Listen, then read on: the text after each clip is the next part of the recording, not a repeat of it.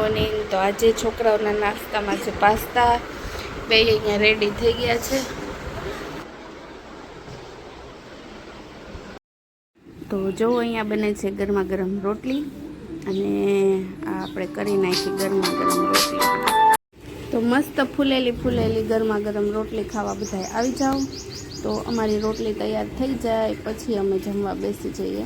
અને જો છે ને આ સાઈડ અમારું બને છે મગની દાળનો પુડલો. બહુ મસ્ત લાગે છે ખાવામાં.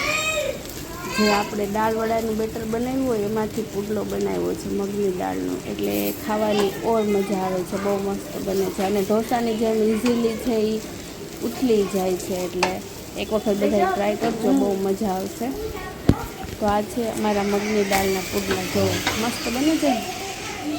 અને આ સાઈડ